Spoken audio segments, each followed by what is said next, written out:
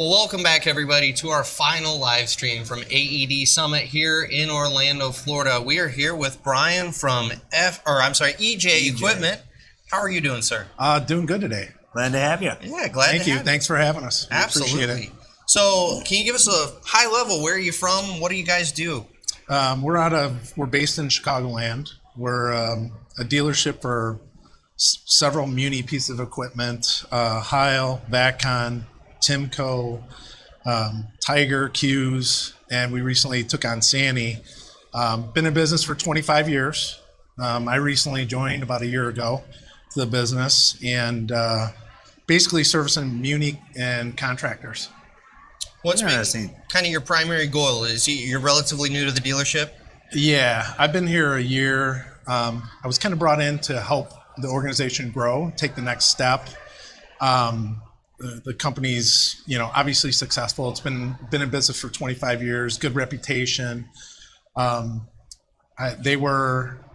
bought our trucks from them when I was at my old job, so we knew who they were before coming over here to work. So obviously focus on the customer, and with that, that's the kind of place I want to work, where you're always focused on the customer and what's important to them. So trying to grow a territory with being the new guy 1 year in, what are some of the hurdles that you want to try to accomplish? We were specifically brought in to try and grow existing business and try and get new geography. So, we had to set out a plan to do that. There's some low-hanging fruit, parts and service. You take a look at the higher margin items in your business, and that's where you want to focus first to see what else you can pick up there. Okay. And then as far as the geography goes, we had a specific strategy to leverage our relationships with the manufacturers and with customers that EJ had. And that's necessary to do to try and grow the business, especially geography, Okay. So those were some of the things that we wanted to do. We also budgeted for that growth, to try and challenge ourselves and give us a measuring stick, basically. So when you talk about growing a territory, coming from a little bit of a dealer background, that's a very big, lofty goal. How do you kind of break that down into some real things that can be put into action? Yeah, when we were able to acquire some new territory, so that's when you really get into growth strategy. How do you attack this? Yeah. And the main thing is in those new territories was awareness, and it's even in play in your existing territories. As a dealer, you shouldn't assume that people know who you are and that the phone's going to ring. Yeah. So with the newer territory we had, it was about getting out in front of the existing customers of the manufacturer. We took on Heil in Minnesota and Wisconsin. They had a customer base there, but we had to go out and kind of one of the hurdles overcoming, we're the new dealer. Yeah. And getting that awareness, and then, trying to gain that trust from those folks. So it's a lot of face-to-face, which the challenge is people. You're putting out a lot of dollars and don't have a lot of dollars coming in, to cover that. So it's about trying to use some technology to introduce yourself. It's a mixture of things, but the most impactful is when you get face-to-face with the customer. So, there's a lot of other hurdles that you're overcoming: carrying the right inventory, finding the right building. Those are things that you really don't think about in the beginning, but they add up really quick, as far as cash going out, and, you got to try and find ways to cover those. So one of the other things that we did was we tried to focus on what was successful at EJ already. So some of the stuff that we did, we had outside parts guys selling parts and service, and a lot of people in the new territory weren't used to that. They were surprised. They were happy about it. So let us know that, we're on the right path with the stuff that we do. And then it's just a matter of getting it to those new territories. So, Interesting. Yeah. So how do you prioritize your goals when you guys are breaking into new territories, and what are the actions? the first thing that we look at was how can we get cash in the door? Because you've just put out a bunch It's of that. important. Yeah. So for us, it was about trying to get parts in stock as quick as possible, the right parts, obviously. So that came from talking to a lot of customers, talking to national accounts that are pretty consistent at, what they're looking for from a Heil dealer. So getting those parts in, trying to get out there, trying to get that cash coming in the door. That's the top priority, along with awareness, just being known, letting them know you're there for them. Here's the things that we do. We also do service work. So you really can't take for granted that people know exactly what you do. We keep talking about parts and service. I noticed that's something that continues to come up in your conversation. And as we were talking about before our interview here, I feel like there's so many dealerships that don't really, that's kind of a secondary business. It's not quite as important as moving those new units. We got to move those new units.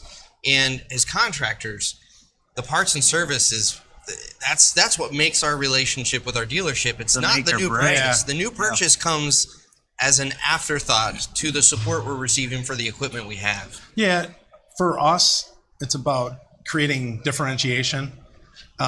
Anybody can go out and sell a unit. You make a bunch of promises or whatever the case is, lower your price. It is about service. It is about parts.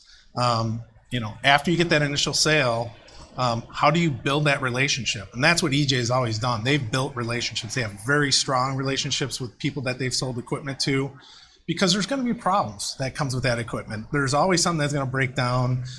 We realized very quickly that parts and service, especially in the new territories and even in the existing territories, is something that we had to focus on. You take a look down the road, and there's a lot of things coming up with chassis, the carb and the stuff that's coming up, where it's going to make it more difficult for people to buy equipment. It won't be difficult, but it's going to be 40, 50 grand more to buy a chassis. So it's going to be important to keep stuff running. And that's one of the things that we focus on. And along with that, just building a relationship. So, I came from the other side. I work for a garbage company. If we had a truck down, that cost us money. Absolutely. And I think that's what's important for the dealer to understand is, what's important to your customer. It's always going to be about selling units, but how can you sell more units? And what EJ's realizes, if you are there for the service and parts side, and you're coming up with solutions to the problems that they have, you'll get more business. Absolutely. That will come. And I think I told you before is we do some things sometimes that if someone's looking at a P&L wouldn't make sense. Delivering a part to somebody that has a piece of equipment that's down, that's, an hour away. We're not making money on that delivery. Right. It's what comes after. It's an investment. Yes. Yeah. So, but that's the way that EJ has done business. That's the way that we're trying to do it in our new markets. And people take note when you come up with a solution for, especially a problem that's costing them money, it can only help the relationship. Yeah. As you grow territory, there are a lot of growing pains there. You're more people, and that's not just parts and service. You're talking to salespeople. How did you guys address those growing pains? What did you do to try to ease some of those? Especially when you move into new territory, it's difficult to find the right people. Salespeople are hard to find. Yeah. Especially people that can sell, a piece of equipment that are $700,000. Yeah. It takes a lot. You have to know what you're doing. You have to build trust with the person. So for us, it was about trying to find people that had some experience in that. I think the natural tendency of a business is to want to take people that you already have selling and move them into other territories. One of the things that we really focused on was we need to maintain our core. EJ has a great group of sales guys that have done some amazing things. And it's easy to say, let's take this guy and move him up here. It sounds like a logical thing to do, but as soon as you move that person up there, they'll start working a territory where people don't even know you. Yeah. What about your business that you just left? That business will suffer. So it's important to, we try and utilize those guys for their experience and, all the things that they've been through during selling these pieces of equipment knowledge. Like the guy that we found for Wisconsin was very heavy on the garbage side. He knew a lot about garbage, didn't know anything about Q's, underground cameras, right? So we utilize our current sales team, and we also rely on a manufacturer too. One of the pain points is you have one person, two people up there trying to make all the calls and trying to spread the word. That's not enough coverage. So that's one of the pain points, and obviously the pain points of just putting out a lot of capital and not having money coming in. So Sure. The struggle's real. It is. So would there be any advice you'd give to somebody that's looking to grow a dealership Yeah. or their business? One of the first things, and this is something that was important for us, don't lose your core business. Keep that going. Maintain retaining customers that you currently have. That's critical, and trying to just continue to add to that customer base. I always say, add to the family. I have some great sales guys. They have great relationships. They are like family with a lot of those customers. They need to continue to build that family. And then in the new territories, it's about trying to do that. One of the other things from an advice standpoint is budget. Make a budget for that new territory, or budget for the growth that you're planning. Like, we knew we wanted to do parts, go heavy in parts and service. So we budgeted for that. And then we started with the strategy on how we're going to get that number, because we were pretty aggressive on the growth, like 20% increase. Wow. And yeah, That's a and lot. what we knew that there were some relationships that we didn't fully leverage. And like one of our customers, they were only bringing their stuff to one of our locations. They had locations throughout our system. So we leveraged that relationship and started getting some of that equipment into our other locations as well. So utilize manufacturer support is another one, both on the marketing side and physically being out in the field and helping us, demos, and bending over backwards to get units over to get in front of the customer.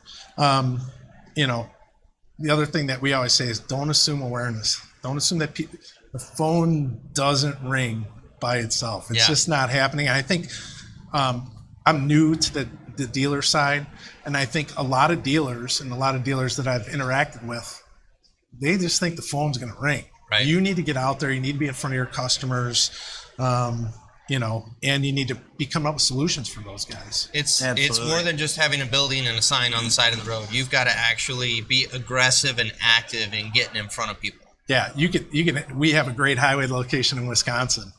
If we don't go out and see customers, we don't have business. And just to get back to one of the pain points, and in our new states that we're in, we're able to get parts sold right away, and our outside parts guys made a difference. Service struggle. So we circle back to that, and we're trying to utilize our parts guys that are out in the field and our sales guys that are out in the field to, hey, we have capacity, to remind people that you have capacity to do the service. So it's the parts and the parts part has led to us getting more business, has led to us having opportunities selling new equipment. Now we've lagged behind on the service side, because there's obviously a trust factor with service too. And that's why it's important. And like up in Minnesota, I walked into a customer and announcing that we're a Heil dealer, and he's like, "Oh, I'm aware of who you guys are. It's important that you do your service in your core territory," because he called down to Chicago, talked to the Republic guy that was in Chicago, and asked him about EJ service. Can you trust them? Yeah. Are they good? And the answer was good. It was a positive experience. Yes. And I was going to say, it's naive to think your customers are not talking to one another. Yeah, and that's a mistake. It's helped us up there, and we happen to be in a situation where there was a lot of opportunity in these states that we went into. So, I will say you touched on a key part. A lot of dealers, I think, make the mistake of thinking of parts and service as being a business over here, and sales is going to be a business over here. and there's not a lot of intermingling between the two. And it was when I was in the dealership space, that was one of those things where I kind of looked and I went, why aren't we leveraging this more? If we've got a machine down in the shop and the mechanics already know that this machine is pretty womped out, it's not going to be long before the sale, why would you not immediately communicate that to the salespeople and just say, hey, you might reach out, you might have this conversation, because those absolutely piggyback off of each other. They do. And one of the other things too that we look at is, especially in the newer area that we're in, is our sales guys, they deliver parts. If they happen to be going in an area, absolutely, yeah, they deliver parts, and it's not a separation by any means. Our outside sales guy that works on new equipment is working hand in hand to get coverage with the outside parts and service sales guy, and it's amazing the stuff that your outside parts and service guys find out. Even your inside parts and service people find out. Opportunities for you to sell additional equipment, opportunities for service. It's you need to be communicating as a group and trying to take advantage of every opportunity that you have out there. You have a good inside sales guy, inside parts sales guy, and it's incredible the information he can feed you. We had one guy in particular that worked our front counter. No real communication with the outside world. It was when people came to the counter for parts, he was the guy to help. And I can't tell you the number of emails or calls I get where he's like, hey, I can tell by the parts being ordered for this machine, it's about time, why don't you give him a call? And I bet I made 3 or 4 sales off of the guy. And he's not even experiencing the outside world. Yeah, a lot of times inside parts guys are the face of the organization to a lot of your customers. Yeah. And so the feedback that they can give the organization is critical and important. We're very lucky at EJ we have some very talented people on the parts desk, because that's another way, to solve customer problems and to strengthen a relationship that you have with customers. If you are not trying to build a relationship with your customers in this day and age, you're not going to stay in business. Yeah. You have to be customer focused, and you have to use every touch point to do that. Absolutely. Any other advice you want to share? No, that's just get in front of the rest are all your secrets. Just get in front of the customer. It's, build that relationship, and, it's not easy. We just got to keep chipping away. Don't get discouraged, and, try and have a plan and stick to it. And if you have to make some adjustments along the way, you make adjustments. Yeah. And that's important. So. Well, Brian, thank you so much for the time and the advice. Pleasure. We appreciate it. Thank you, guys. I appreciate the opportunity to be here. Absolutely. All right. Thank you guys for following along. This is our last live broadcast from the show. We will catch you guys next year at AED Summit.